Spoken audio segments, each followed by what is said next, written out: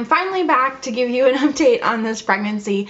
I know I've been a bit MIA for the last 3 or 4 weeks. My computer was in the repair shop place for like a week, and then we had a family from Minnesota and Wisconsin come in for 12 days. So after all of that, like 2-3 week-ish time, I'm just now kind of regrouping and getting back into some sense of normalcy. So thank you for your patience. Last time y'all saw me, I was 18 weeks pregnant and just announced the sex of our babies, which if you missed that, spoiler alert, they are 2 girls. We are so excited to be having daughters, and we were super shocked.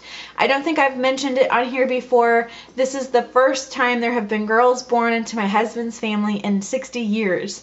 They have always had boys.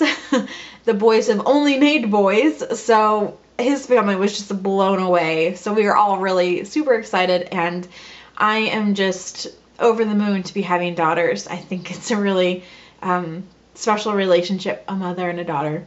So anyway, we're having 2 girls and we're really, really happy. I am currently 23 weeks pregnant and 2 days, and I feel really good. My symptoms are pretty non-existent, actually. I'm still having mild breakouts, again, annoying, and I think it's just going to be continual through this whole process. And I am having some mild back pain now, just from being uncomfortable constantly.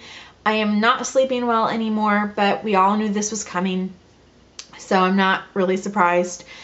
And I have had leg cramps. I got them in around week 20, I believe, and I've only had them twice. So, and it wasn't even like a full-on Charlie horse. It was just, it woke me up because I could feel my leg cramping. So I just did a stretching, just stretched a little bit, and it went away. So I haven't had it since, which I'm very thankful for. I've also had no heartburn, knock on wood.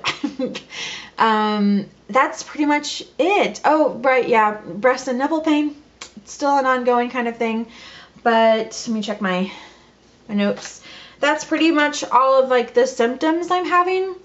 My last doctor's appointment was March 25th, which was Monday, and at that visit I was 21 weeks and 6 days pregnant, so let's just say 22 weeks. So at 22 weeks, I had only gained 11.2 pounds for this twin pregnancy, and I was so proud of myself. I was sure that I was gonna like bust the scales at like a 15-pound total gain. But no, thankfully it is still in a very healthy and normal range of weight gain. I'm really happy with that. My last appointment previous to the 25th of March was 4 weeks before, and it was exactly a pound a week. In 4 weeks, I'd gained 4 pounds. So I was just like, what? So proud of myself, and my blood pressure continues to be very normal. All of my doctors are really impressed with my numbers, and they are hoping that it continues to stay that way, and as do I. So yes, March 25th, I had my OB appointment and my perinatologist, and it was really great because my mother-in-law and my sister-in-law were in town for those appointments, so they came to my perinatologist appointment to see the sonogram, and of course we double-checked. The girls are still girls, and the babies were doing really, really great. Baby A is about 6-7 days ahead, and baby B is about 5 days ahead, which has been their MO this entire pregnancy. They are both weighing in about 1 pound 5 ounces at that time, so they're killing it on the weight charts. They measured their arms and legs, and apparently they're very long. I don't remember how long they said, but I remember our tech going, wow, you've got tall little girls in here. So that is exciting, and they are just really great. They are, let's see, baby A's heartbeats per minute was 150 and baby B's was 146, and they are great. Baby A is head down and right on my cervix, and baby B is head down but diagonally. It's kind of ridiculous how they're set up. At my perinatologist appointment, one of the first things they do is like check the baby's growth, check the fluid, and then with the sonogram they go and try to measure the length of my cervix to make sure it's staying long and closed. But our tech was just not getting a good picture, and so she's like, I think we have to do a transvaginal, and I was like, okay. And we get there, and sure enough, baby A, she is right on top. Her head is right on top of my cervix, and she is not moving. Our ultrasound tech had me like push just a couple of times to see if maybe my muscles contracting on her would get her to kind of move her position so we could get a better look. She never did. Eventually, we were able to measure the length of my cervix. And again, I don't remember that number, but it was long and closed, and they liked that. They also, when I pushed, were able to see how my cervix react, which it basically didn't, which is perfect. That's what they want.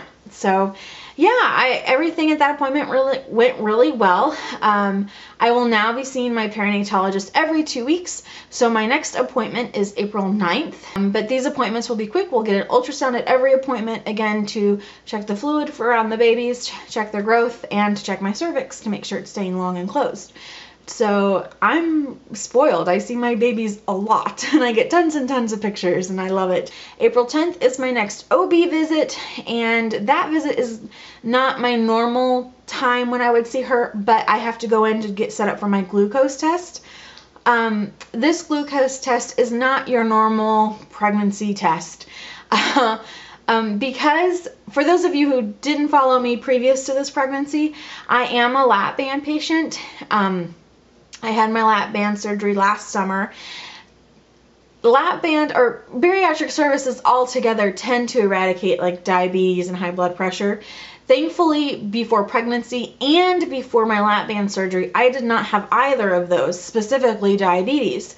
But because I have had weight loss surgery, my perinatalogist and my OB are afraid that just taking the regular glucose drink test thing, it would not necessarily give me a most accurate reading of my blood sugars. So I am going in on April 10th, Wednesday, to get set up with a diabetes blood testing meter thing.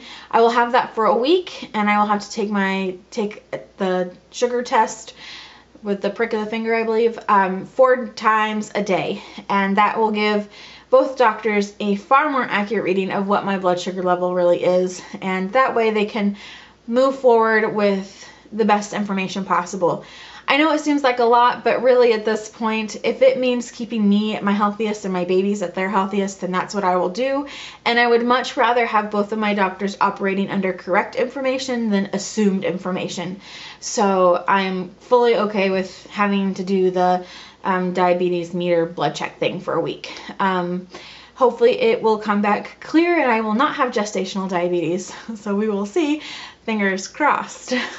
So that's kind of what's been going on. I mean, I know this is a really quick update, but there's not been a huge change in symptoms and stuff from 18 to 23 weeks, other than my stomach is bigger and the babies are moving tons. And now that they are clearly not just flutters and they are kicks, it's really great when both of them start kicking at the same time, because my right side will be doing something and my left side will be doing something and my belly looks ridiculous, but feeling 2 babies in there interacting or hitting each other or poking me, it's just, I love it. It's just the most amazing, magical feeling in the world.